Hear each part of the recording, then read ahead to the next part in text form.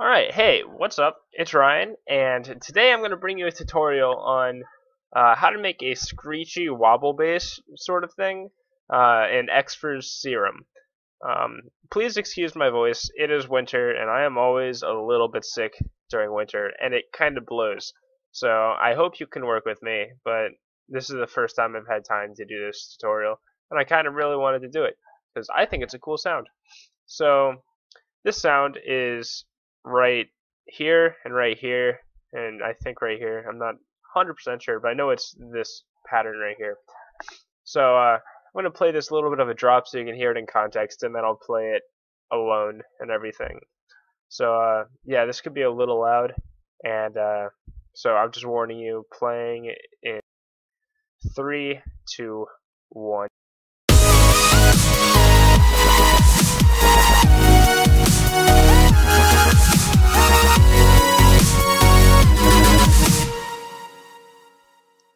Yeah, so you probably heard it right there. I don't know how OBS is going to handle this audio quality, but here's the patch. So yeah, as you can see, I named it Screechy Thing 1, so you know what it is. But basically, the entire thing is the main part of it is I am modulating this, or yeah, modulating, right? I've got an LFO on the wavetable of this gremlin right here, and on the drive, on the cutoff.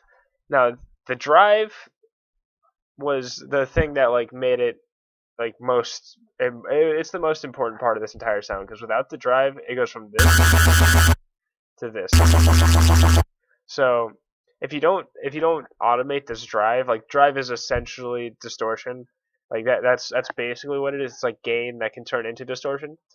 So if you're not automating this, then it's just gonna sound really weak and really like exactly like that, and it's kind of gross. But with that, you get the higher pitched like screechy thing, and that's what I was really going for when I like had this sound in my mind.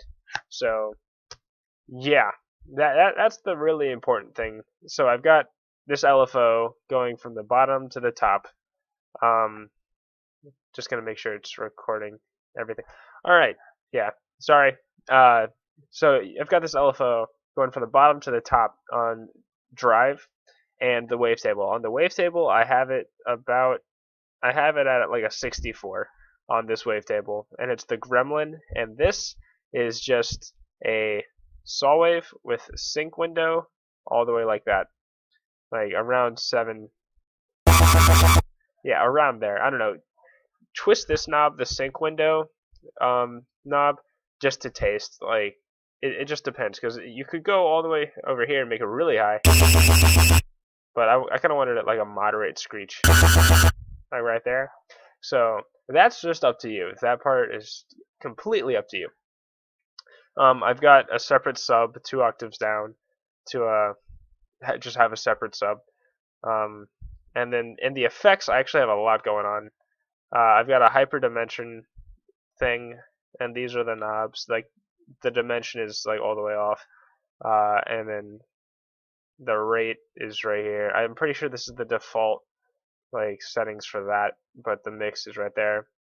I've got the diode 2 distortion with basically 50% drive all the way up on the mix. Flanger with everything off actually, and is this even doing anything? Yeah, it's doing very, very little, so I don't know. Tweak with that if you want to see what else it could do, I guess. And then chorus, I've got the rate all the way down, both the delays all the way down, the depth at about, it looks like 40%, feed at like 10, LPF all the way up, and mix at about 25, it looks like, yeah, 25. And I've got a compressor on it, just because it was, without it, it was kind of weak, I think. Or I just like the sound that the compressor gave it. So that's everything that's going on in Serum. And I've got a EQ, a very light EQ, boosting the highs and taking away some of the mids.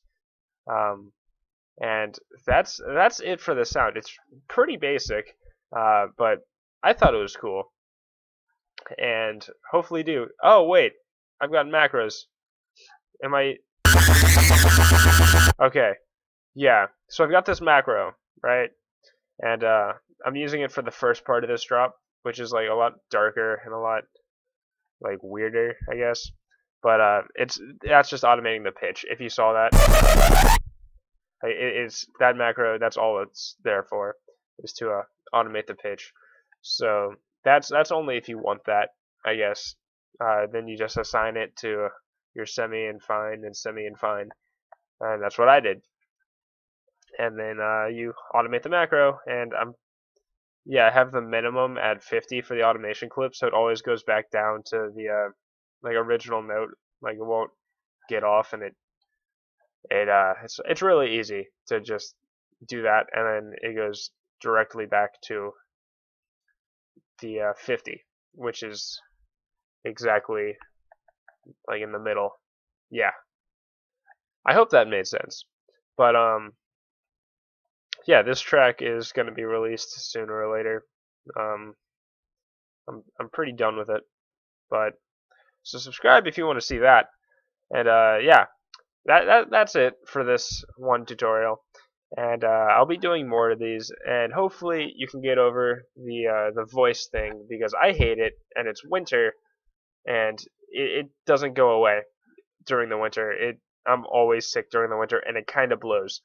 But whatever. I hope you learned something in this tutorial, and I hope you enjoyed what you were watching, and I hope that you'll share and like and subscribe and do everything that YouTubers always tell you to do. And yeah, that's it. If you want, I'll just go ahead and put the patch in the description on a Mediafire link or something, and so you can pick it up there. And yeah, I hope you enjoyed. I hope you have a fantastic rest of your day, and I hope I see you again next time. Goodbye.